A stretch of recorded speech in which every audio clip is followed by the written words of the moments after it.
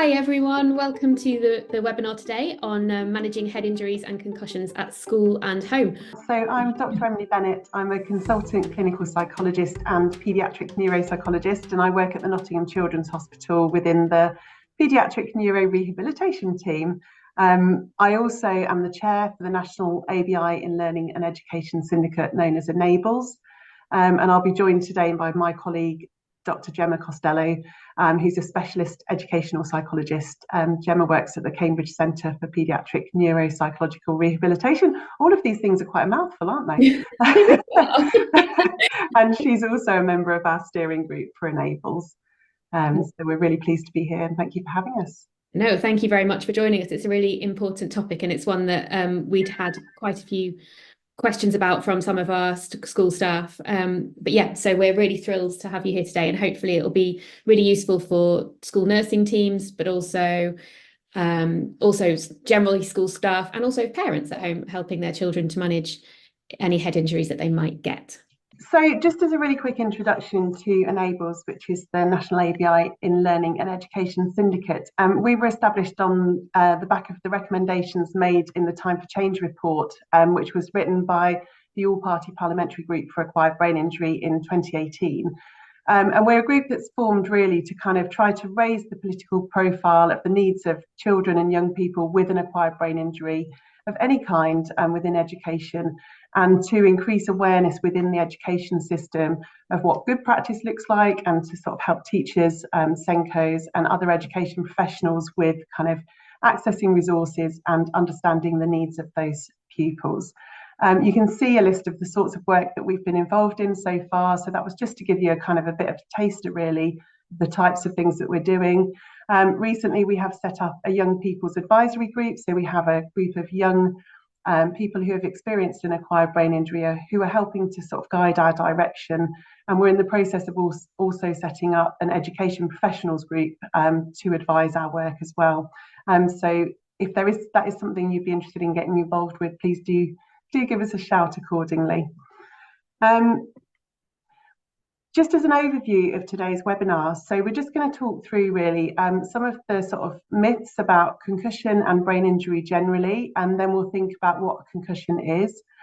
We'd like to think about managing head injuries and concussion within school settings, and then go on to talk about returning to school after a concussion and also returning to sport after concussion. We've then included a bit of a section as well on going back into education after more severe brain injuries, so those moderate to severe ends, so that you've got that information available if you need it. And then we've got some helpful links and time for questions at the end as well. All of the information about Enables is on our webpage, which you can see the link at the bottom. So please do follow up. We've got lots of resources there available to signpost to all of the things out there that might be available about concussion and about brain injury more generally as well. So just as a starting point, really, we wanted to think about some of the things that we kind of hear generally about brain injuries and concussions, and the types of comments that we've had a lot from teachers and from other people working with young people, that sometimes we think, oh, this is information that may or may not be correct. So just kind of, obviously we can't interact here on this session, but just to yourself, if you want to just have a think about some of these questions and think whether you would answer true or false to these questions. And we'll just have a run through and sort of have a look at some of these myths as we go. So the first one is a concussion doesn't result in long-term problems or damage. Just have a think, would you answer true or false to that? Okay. So that one is actually false. I think there is generally a belief that concussions are very short-lived and that they don't have longer-term effects. But actually what we know from the research is that probably 20 to 30% of concussions do result in longer-term challenges. And we'll talk a bit about that later on. So there is certainly an ongoing impact for some people who experience concussion. Okay, so the next question is, people who have had one head or brain injury are more likely to have another. Do you think that is true or false? So that one is true. We know that those people who may have vulnerabilities to having a brain injury or a head injury in the first place, so they may be adults or children who are more impulsive, who have difficulties with attention or with kind of executive function skills like organisation and planning, they may be more vulnerable to having brain injuries in the first place. And obviously, once they've also had an additional head or brain injury, then actually that means that there is that vulnerability that then again increases. So we do often see children and young people who have a history of brain injury who will go on to then experience another. And the same is the case for the adult population. So the next question, a child's brain is better at bouncing back after a brain injury compared to an adult. What do you think? Is that true or false? So that one is also false. So this is a myth that has been around for a very long time, actually, because we know that children's brains are quite plastic, and you probably hear people talking about plasticity during development, which can be a very positive thing for the brain. And it means that there are lots of opportunities for building and wiring the brain as children go through development. But what we have discovered more and more is that actually the rewiring that needs to happen after some kind of brain injury and the effect on development that a brain injury will have in childhood is actually very significant. So we tend to see more significant difficulties in children who often make quite good physical recoveries, but do go on to have wider problems with attention, with those sort of network disorders around processing speed, and also tend to have kind of a lower IQ than we probably would have predicted they'd had if they have a history of brain injury. The next question then is, some brain injury related challenges may not emerge until months or even years after the injury. What would be your thoughts about that? Is that true or false? So that one would be true.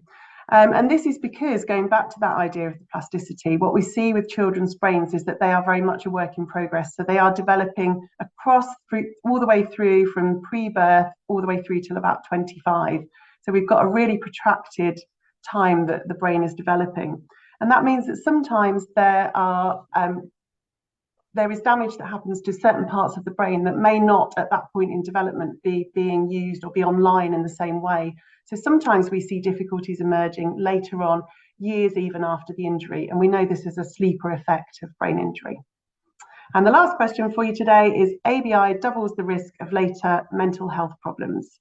Do you think that is true or false? And that one would be true. So we know that there are associations with ongoing difficulties with emotional well-being and mental health that happen after any kind of acquired brain injury. So it's something certainly to be looking out for if you work in settings where you are coming across children and young people who have had a history of brain injury. Okay.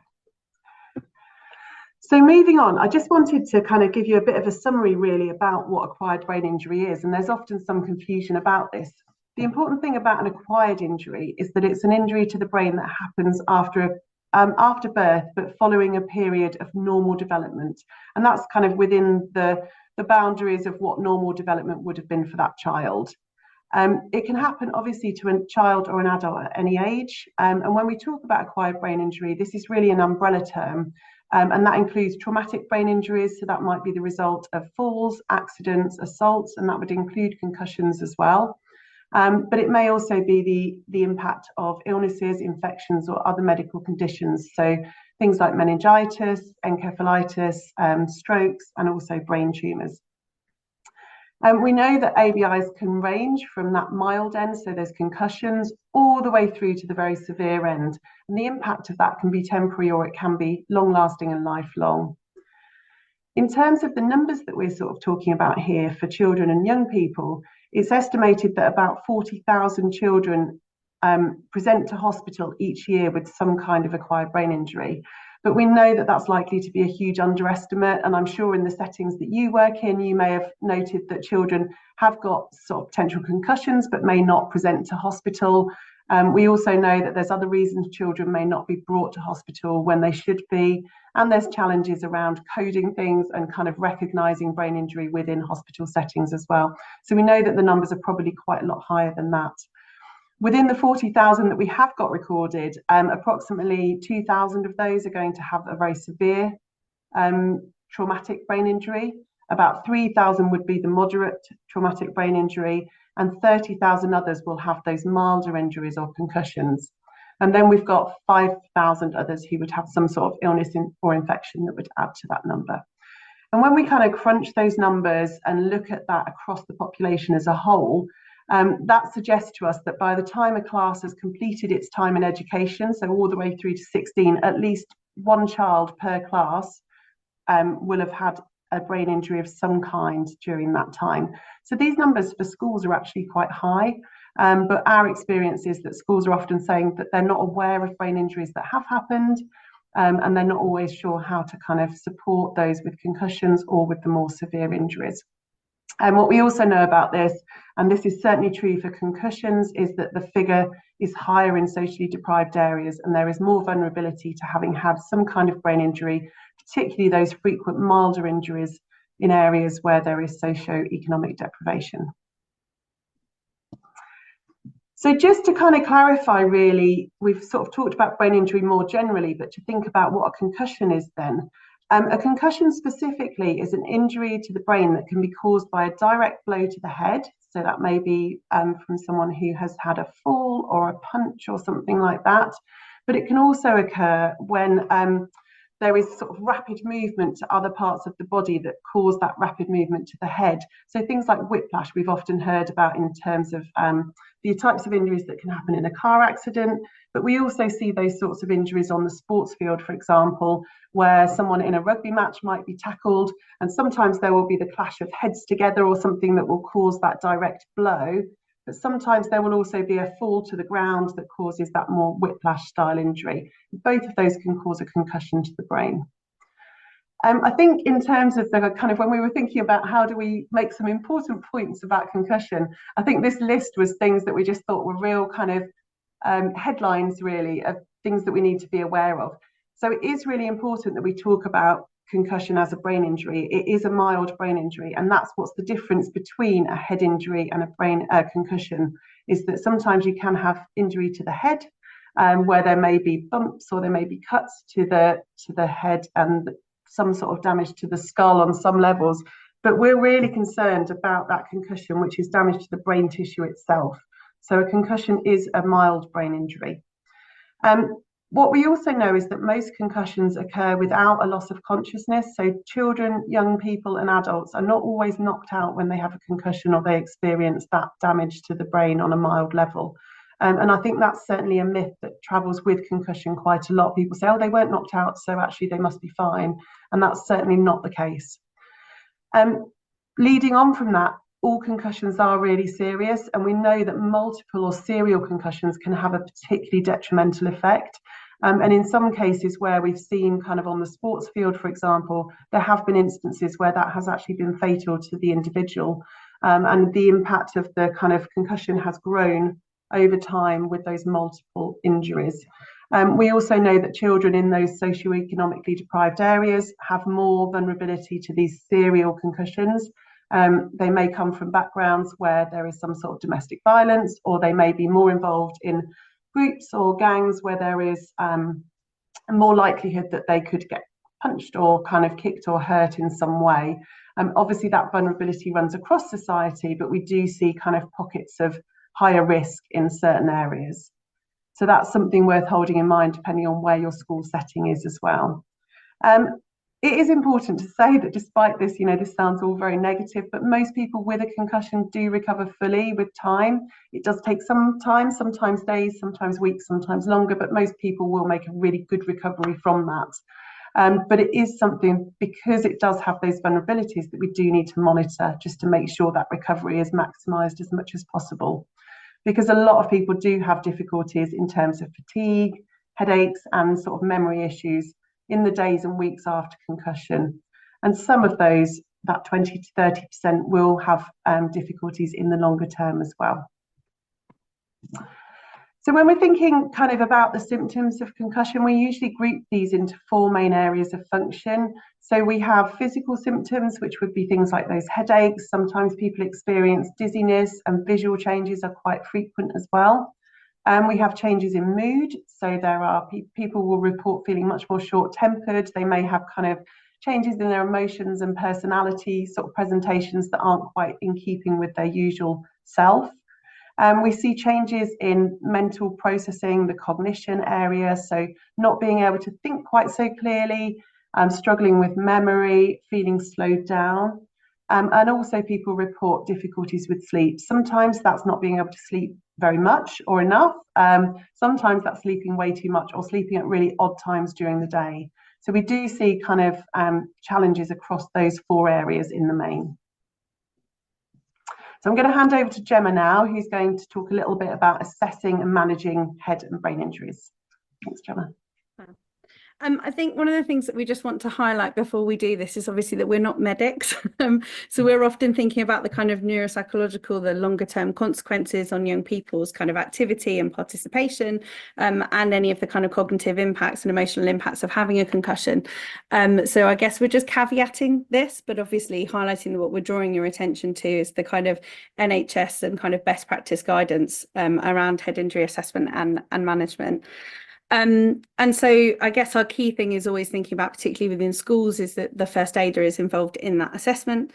Obviously, if you have sports coaches and injuries like that occur during those activities, those particular sports also have their own kind of pitch side guidance that they will take young people through.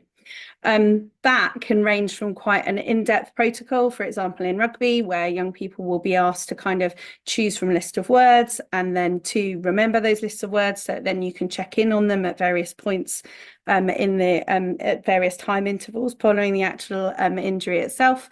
And just to check that they can hold on to those, but also to do things like kind of holding on to random digits of numbers and being able to repeat them, to doing things such as reversing the kind of days of the week. But we wouldn't recommend necessarily that would be something that you would do unless you've had that specific training in it. But we just wanted to acknowledge that there may be members of staff within your kind of teaching teams that will have that experience and expertise and would be able to conduct a more detailed assessment. Number one, though, stopping that activity immediately, but making sure that we stay with the young person at the time of the injury. The key things are kind of to tap into those elements of kind of orientation and memory. So where are we?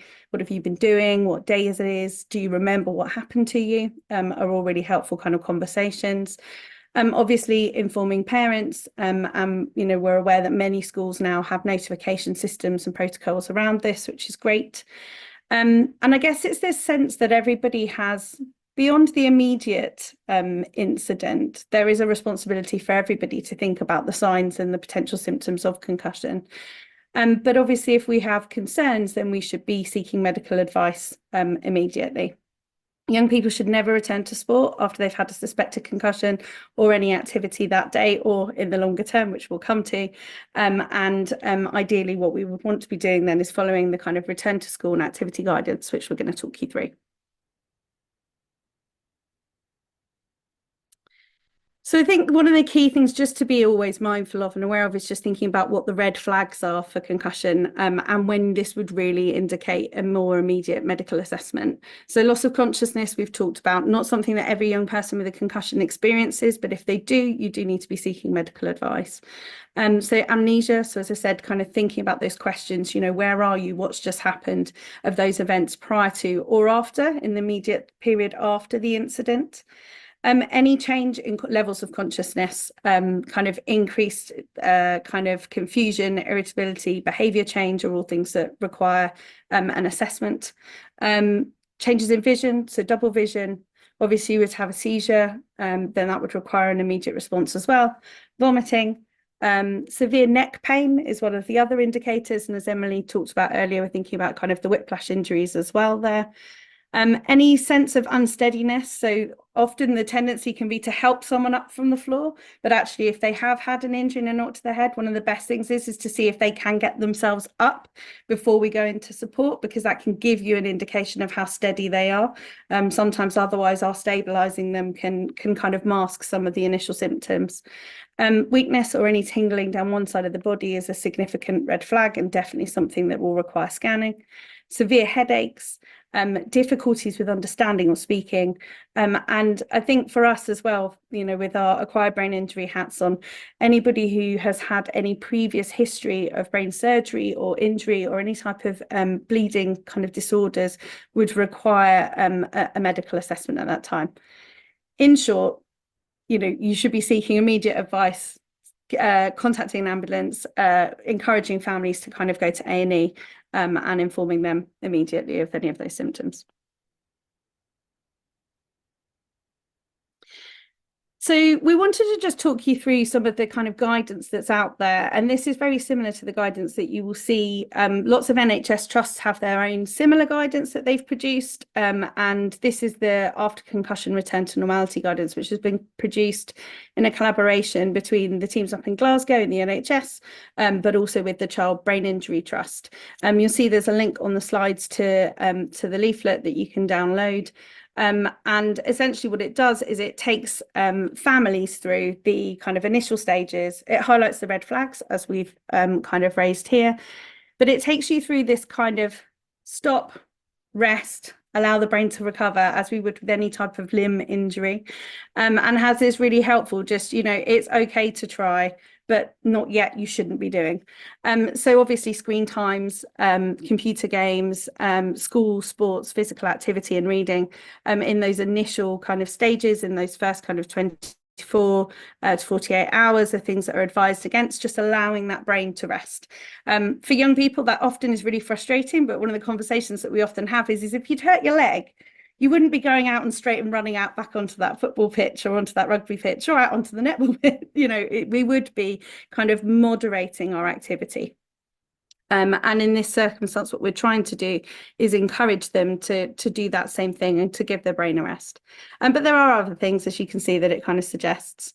We then have the kind of resting phase. So preparing to be able to do a bit more and kind of testing that out. So introducing the bit of reading, a bit of TV, spending some time with some friends, maybe approaching a tiny bit of kind of work is what they recommend. But again, there's this sense that you shouldn't have, as long as all the time that you still have symptoms, we shouldn't be doing any of the kind of not yets. And what we're always looking out for along this period of time is whether or not young people have any exacerbation in their symptoms is probably the key things for families to be aware of. So what we want to see is that as we introduce new activity, that actually what they don't get is any kind of progression or return of their symptoms. If they do, then they kind of then need to move themselves back a phase. And it also highlights at what points you would want to be seeking kind of medical advice around that.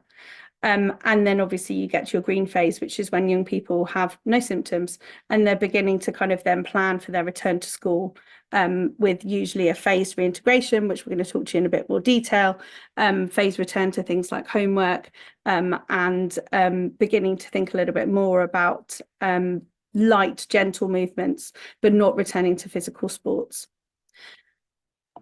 I think what I would just add there as well is that there's a lot of research in America and in Canada looking at concussion and kind of best practice. And increasingly, there was kind of quite strict guidance around not doing any activities for the first kind of few days initially. And I think that's something that's stuck in people's head quite a lot. But actually what that research is finding is that for young people particularly, which is slightly different to adults, they are so reliant sometimes on those screens and phones as ways of connecting into friends and so on, that this is all said with a preferably not, but we do recognize that sometimes that those things actually won't be helping them. And what we don't want is that the concussion means that they don't get back into anything very soon. So they are actually starting to access, thinking about talking to friends, starting to move a bit more, starting to get back towards kind of re-engaging with school and with activities and so on. So I think, some of the guidance that's out there for adults is probably slightly different now, isn't it, Gemma, to that we're seeing for children coming through more and more. And I think one of the risks that we've seen sometimes for young people who've had quite a significant concussion is perhaps they've presented themselves back into our acquired brain injury clinics, maybe 6 months, 7 months down the line. And actually what we've seen is a huge lowering in their mood, massive increases in anxiety. But when you kind of have a conversation with them around their kind of return to activity and what that's looked like, and they've been avoiding that, which has then had those kind of knock-on consequences in terms of their relationships with their peers, and the kind of social time, the activity that they spend outside of school and outside of the home, and in the longer term has been quite detrimental to their well-being. And then we're kind of trying to undo some of those messages around, thinking essentially the key is pacing. and making sure that we provide those opportunities, that young people get to do that in a way that means that they are participating, they're doing the things that they love, but in a way that isn't increasing their symptoms. And that's what we're always thinking about. So, you know, there is an element of kind of caution within any of the interpretation within the guidance, as Emily said.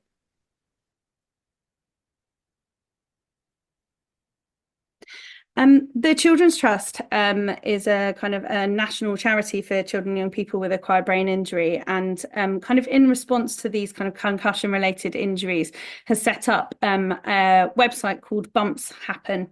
Bumps Happen essentially is a source of information, so it will kind of take families, educators through what a concussion is. It provides advice around those kind of early days and stages of the injury. It allows, it thinks about the importance of the conversations that you might have around concussion, which very much links into what, you know, Emily was just saying here about normalizing the need to rest, but actually the importance of being able to kind of test out and return to everyday activity in a way that doesn't scare them, but allows them to kind of think about that in similar to other types of injuries that we might have physically. It has a lot of information in there for the kind of under fives and those preschool years where we know that lots of concussions can happen, and normalizes that as well, but then also highlights where people might want to seek medical advice if they need to. It has information around school and also how you can seek kind of long-term advice for those who've got more prolonged presentations following their concussion. There's also a kind of friendly chatbot when you go onto the page. Her name is Zoe.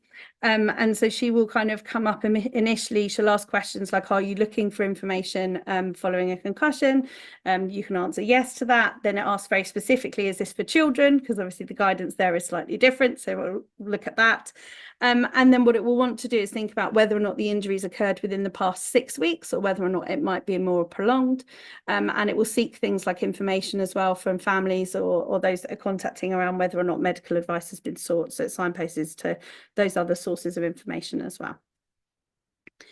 So yeah, that's a freely available resource and one that's helpful to have. In terms of those longer term kind of risks and persisting symptoms, I think there's a general acknowledgement is that with those who do get this prolonged concussion presentation, the symptoms can often be quite challenging to manage, both socially, emotionally, within school and outside, you know, within their extracurriculars. And I think the reality is that what we find is that the symptoms that young people present with, that Emily's kind of gone through, thinking about those headaches, the fatigue, mood changes, can often affect on school attendance, can make it more challenging to kind of keep off focus perhaps and kind of complete work. And what we're seeing an overwhelming kind of presentation for with this group is usually this indication around low mood and anxiety, or kind of those social and behavioural kind of impacts following the injury. I think one of the challenges for us and for, you know, everybody who's working with young people who've had concussions is we don't always know which young people are going to experience that longer recovery, rather than having those more immediate recoveries. But what we do have a sense of as well is that there are some children and young people who can be at higher risk for those kind of persisting symptoms. Particularly if they have had kind of this pre-accident, pre-injury history of anxiety or emotional needs, perhaps some difficulties, subtle difficulties with attention, or any aspect of kind of learning needs. Those are kind of things to therefore be monitoring for those young people, I guess, in terms of thinking about who we might want to particularly kind of keep an eye on and check in with them and their families as to how they're doing as they return to school post an accident. The other group are those who've experienced frequent headaches or migraines prior to their injury, and what we often see is an exacerbation in those presentations as well following a significant concussion. So returning to education after concussion, I guess, is one of our big concerns as a group. We were in discussions with the Department for Education advisors and really kind of acknowledging that the grassroots sports information and the information that's about returning to activity is fantastic. But in reality, these children and young people return to the classroom first. And so we're, very passionate about this idea of, how do we kind of raise awareness of concussion within those settings before young people are even beginning to think about their returning into activity. Normalizing what are typical concussion symptoms in those early stages, and that we expect the majority of children and young people to recover really well from, but allowing them the pacing in order to make sure that we're giving their brain time to recover in the same way that we would with other injuries, but also making sure that we monitor and track and catch anybody who might have these longer term kind of persisting symptoms. The team over in Canada have introduced the living guideline, where you've got a link here, which kind of is regularly updating best practice. And we were really grateful to them when we were thinking about education guidance, when they said, use what we have, and kind of adapt that and kind of build on and use the research that was already been done very extensively. So the National Acquired Brain Injury Learning and Education Syndicate have produced guidance for schools based on those living guidelines. And what we've tried to do is bring this stepped return to education, which is very in line with the models that are also used in the United States. So what we have in our guidance, and sadly whilst we were encouraged to produce it for the Department for Education, it's not something that has really been rolled out. So these kinds of opportunities to talk about concussion is a really great opportunity for us in terms of being able to kind of disseminate these resources more widely. Those kind of conversations are more ongoing in terms of how we might get that into schools nationally. But essentially, we have this brief description of what a concussion is, the key concussion symptoms, similar to the slide that Emily showed you earlier in terms of the physical, the cognitive, emotional, behavioural, and then also we've got specific impacts upon sleep there. We have our red flags, and you will always see that on any concussion document in terms of when medical advice is needed to be sought. And then really thinking about, well, at what stage can young people begin to return to those normal activities? And as Emily was saying, prioritising those messages about getting young people back to the things that they enjoy. So the second kind of page of our document brings into this stepped phased return to school guidance that hopefully teachers can use and schools can kind of apply as part of their processes for concussion management. So step one, effectively the first couple of steps link really nicely onto the ACORN guidance, which we've already shown you. So we've kind of built on the kinds of information that families are being given in the hospital if they've presented there. But not everybody does go to hospital, so we're mindful that not everybody will be given any guidance around what to do in those early days and stages. And so what we've done is integrate that into this step model here in the hope that then it gives everybody a broader access to kind of the initial guidance. So we've done in a very similar vein, you will see across the kind of sports impact guidance, but also in line with the kind of initial guidance that's given in hospital. Essentially, we're presenting a timeline. So your step one is for a maximum of 2 days. And what we're hoping is that young people will allow their brains to rest. We have our no for nows and our okays to try. And then we have our very helpful, what we hope is helpful box at the bottom, which teachers, we did consult with them as we were producing this guidance around this kind of heads up for teachers, like what should you be looking out for? What might be most important? So our kind of flags here are the fact that step one, most young people will move through within the kind of the whole guidance, most young people will move through within 1 to 2 weeks. So that's what we're aiming for when we think about this. What we will then do is kind of, so you have your maximum of 2 days on step one, you move over into your step two, and that's at least 24 hours. And then if you tolerate that, then you can move yourself on to step three. So essentially what the guidance will do is it kind of talks you through the current things that you might be able to reintroduce and try within those activities. It lets you know if there are things that we should still be avoiding. What we hope it does is gives kind of guidance around particular environments like assemblies, outdoor kind of play, but it in terms of just thinking about those kind of sensory environments with young people, and then thinking about how we gradually increase the exposure to those environments over time, all the time that young people present with no further symptoms. If at any point they do start to present with symptoms when you've moved yourself forward, the guidance encourages you to perhaps take a step back. If you're still then not managing to progress your way through this whole pathway within a couple of weeks, then you would be speaking with the family, highlighting those concerns and encouraging them to seek medical advice with their GP.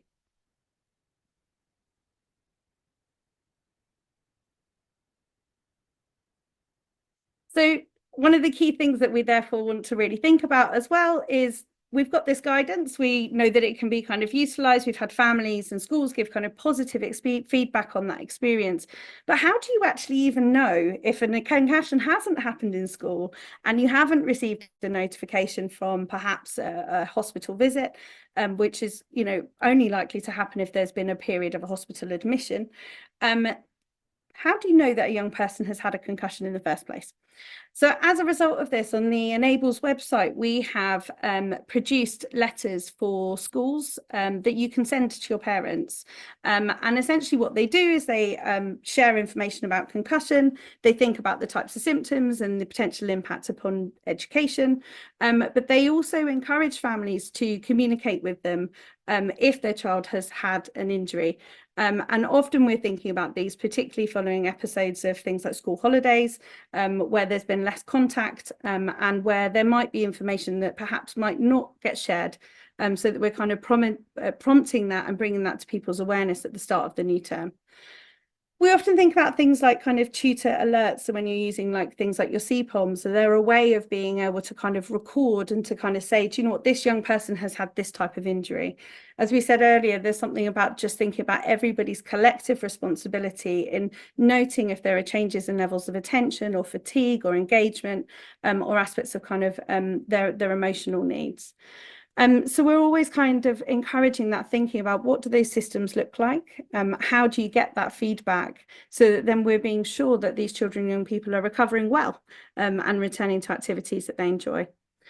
PE departments are obviously the big one as well, and because obviously they can only enact the return to sport if they're aware that the injury has happened too. A lot of the kind of grassroots advice and the club sports will automatically encourage families to notify schools, but we're aware that that transfer of information doesn't always happen. And I think it's a big thing around just being able to make sure that what we're able to do is to have that information getting to the right people, so that then particularly the return to activity only progresses once we know a young person is back into their usual everyday typical functioning and performing well in school. Otherwise, it's a case of then thinking about, well, what will those adaptations and accommodations need to look like so that they can still participate, but do so safely. So we're now going to go on just to talk a little bit about concussion in sport more, because there is some guidance that's been recently published by the government thinking about grassroots sports and how to manage concussions in those settings. I think we always say this a little bit cautiously, and I think there's a lot of attention around concussion within sports arenas, and that's great and it's really important. But for children and young people, certainly there are concussions that do happen within kind of football, rugby and other sports settings.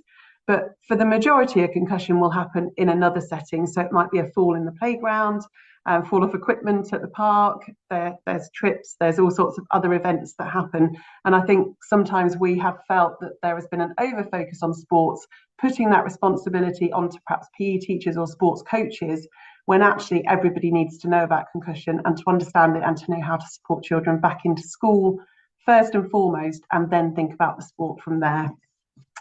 That said, though, it is really important that we have got guidance, and this is increasing exponentially as a result really of lots of kind of litigation cases that have happened in the United States, particularly around kind of concussions that have occurred during sports activities, mostly in professional settings, but sometimes in amateur as well. And just recognising this huge impact that concussion can have on a sports player, but also particularly those multiple serial concussions as well. So when we're thinking about concussion within a sports or PE setting, again, we're just emphasising really that recognising potential concussions is actually everybody's responsibility. It shouldn't be just down to the individual coach or down to the player themselves. What the research tells us is that players, if they're asked if they're feeling concussed, particularly in games where they're really hopeful towards the outcome or where there's high kind of rewards to that game, players will not report that they are experiencing symptoms. So the assessment has to be really clearly done by other people and by a group of people around them. We feel like everybody should be watching out for any sort of signs of concussion. And if there is a suspected concussion on any level, those children, those young people need to be immediately removed from play.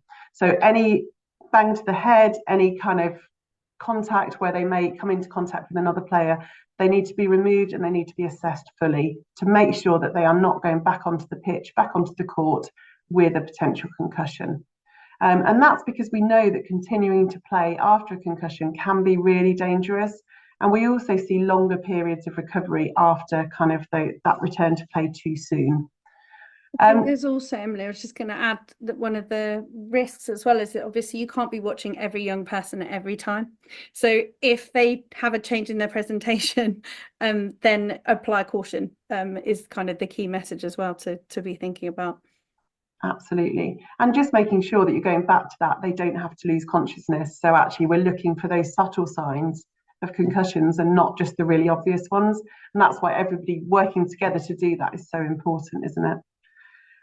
We really, the main aim of this is that we are protecting them from further injury, because that can be very, very dangerous and very detrimental.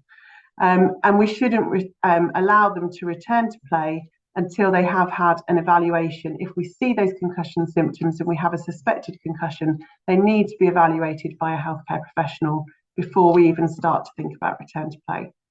And once that has been done, obviously we've talked before about a successful graduated return to activity, which for children is education in many cases.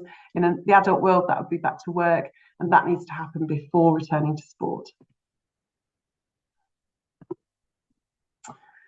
So this is the grassroots guidance that has been produced by the UK government with the support of lots of different organisations, including the Department for Education and the Department for Sports and Media and so on. This guidance is really extensive. It's excellent guidance. The dissemination of that has been a little bit inconsistent, I would say, and we've spoken ourselves to numerous teachers and PE departments who have said they've not seen this. So the more we can get this out there and get this shared around, the better. So please do that within your networks. But this guidance really gives us helpful information about how to recognise concussion, a bit like we've talked through today, how this should be managed, and how we then move towards that safe return to education and play, and how all of those people supporting the child and young person can be involved in that process.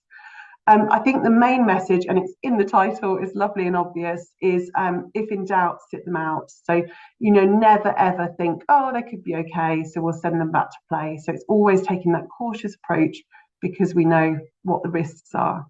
If you want to have a look at that guidance in more detail, there is a link there, and there's also a QR code for you to kind of directly link to that. But in the main, it talks through kind of that graduated return to sport. So we've spoken about the education graduated return, and now this is thinking about going back into the sport as well. Again, they're emphasising that relatively short period of rest for the first 24 to 48 hours. And then we're trying to get back into that normal life as much as possible without exacerbating symptoms. The progression through the stages that are recommended for the return to sport is dependent on the activity not exacerbating symptoms, but we do want to be being active. I think that increasing the research is showing us that actually moving and getting that oxygen circulating around the body and therefore around the brain is actually really beneficial. Staying still and resting in the sort of old-fashioned way of resting is actually seen as very detrimental. So movement is really important. It needs to be gentle. It needs to kind of, be gradual. But actually, we don't want young people to be sitting and not doing anything for a period of time. Participating, it says, in light physical activity is helpful. And we know that that actually helps to shorten the period of recovery, and also to get them back into their kind of general everyday life safely in the longer term more quickly. We want to make sure that young people are referred on for additional support if they still have symptoms about 28 days onwards. It is really important when we have that long-term effect of concussion that actually a GP is contacted or some sort of specialist who then will be able to look at that return to education, but also then the return to sport in more detail and to think about how to do that safely. So all of those things are emphasised within this grassroots guidance, and it's really worth having a look at it and also circulating it to coaches who might be working within school and also to your PE department. Hopefully they will already be aware of this, and certainly within football and rugby there's a lot of talk now about concussion. All coaches have to go on training about this, so it's much more kind of well known than it was previously, but I think there is still a bit of a gap between getting all this information out there. Moving on from thinking about that, we just wanted to talk a little bit about returning to school after a moderate or severe ABI. So not so much the concussions, but perhaps when a young person has had a longer stay in hospital, they may have had a more severe traumatic brain injury or some kind of acquired brain injury as a result of illness, infection, or some other condition. And really what we wanted to kind of emphasise was the types of difficulties that we might see after that type of ABI. So you may have children coming back into your setting who are experiencing challenges across the 4 broad areas of need that we see from the Special Educational Needs Code of Practice. So because our brains control everything that we do see difficulties after ABI in lots of different areas of function. So we can have cognitive effects, emotional, behavioural, we see changes in personality, we see changes in physical and sensory skills. And we also see very commonly, and this is the case in mild traumatic brain injury and concussions, as well as the full range of more severe injuries, that fatigue is a really significant symptom. And fatigue can negatively impact on any other areas of difficulty as well. So it has a very big effect on a child and young person's life. There's lots of reasons why going back into school after a brain injury is very challenging. Some of that is about the nature of that childhood ABI. So, you know, this is a condition that is often quite hidden. Children do make quite good physical recoveries in many situations. Most of the children that I work with will walk out of the hospital, they will be talking and they will look much as they did before. So obviously they then walk back into school and everyone thinks, wonderful, they've recovered, this is fantastic. And yes, it is on so many levels. But it does mean that we have that element of hidden disability where the challenges around cognition, the changes in emotional and behavioural regulation and so on are often kind of below the surface and not immediately obvious until you start to kind of get to see that child in an environment that challenges them. So we really want to be thinking about what might be the impact of that brain injury on that child and what might we not be seeing when we immediately look at them. And that can be really hard for teachers, particularly if they're not aware of the brain injury in the first place or they haven't had full information about it. I talked earlier about the changing and emerging deficits that we sometimes see as a result of childhood kind of brain development. So that's also a challenge because they may go back to school and seem to be coping quite well, but then as the challenge of the school curriculum and the demands of moving perhaps to secondary school increase, then we start to see more difficulties in certain areas after a period of time. And for children themselves, they're going back after an acquired injury, which means their needs are different. And that can mean that school can feel really familiar. It's a place that's safe for many of them. It's a place that they know how things work, but yet all of a sudden they've got these different needs, which makes it quite unfamiliar as well. So they're having to adjust all the time to this new normal for them. The other challenges are around attendance.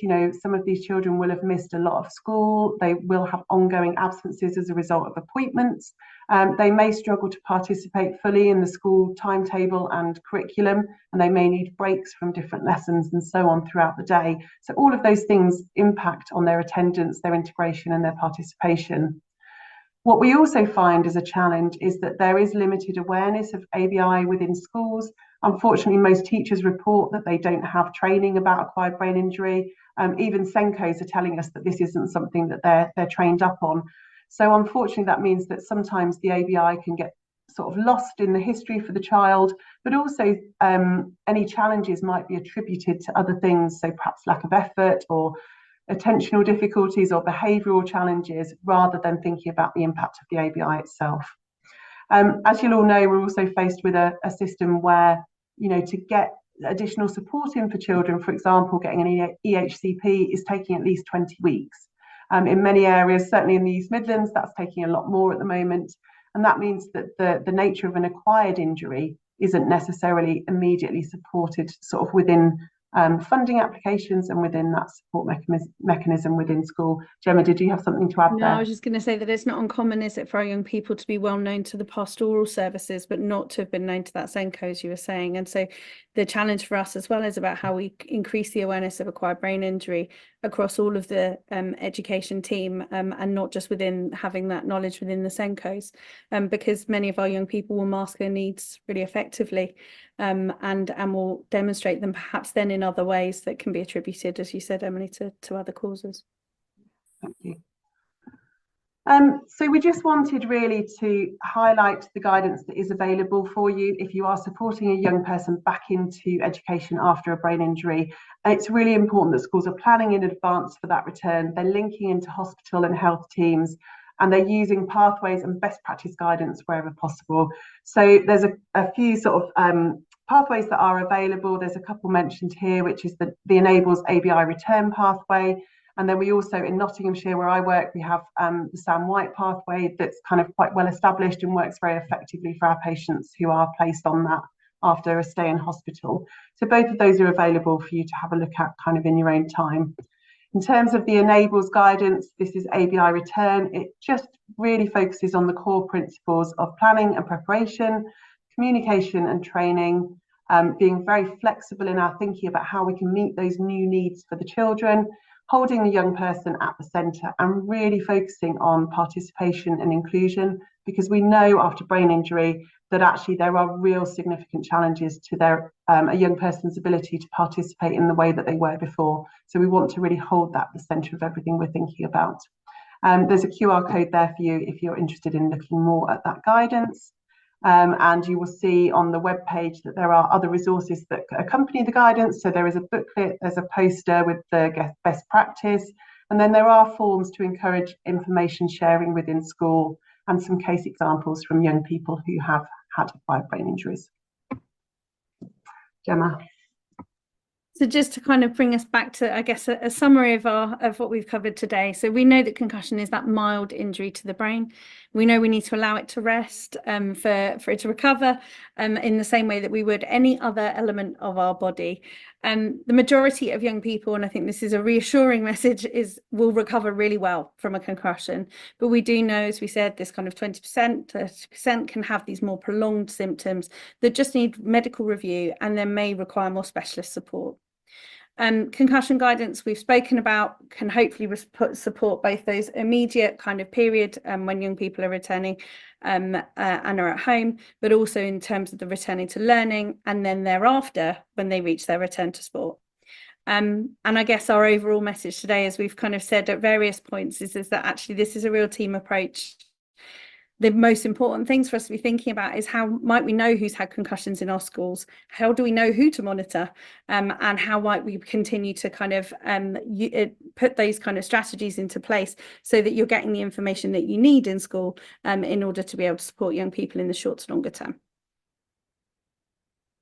And then if you'd like to know more, most of these are references to acquired brain injury.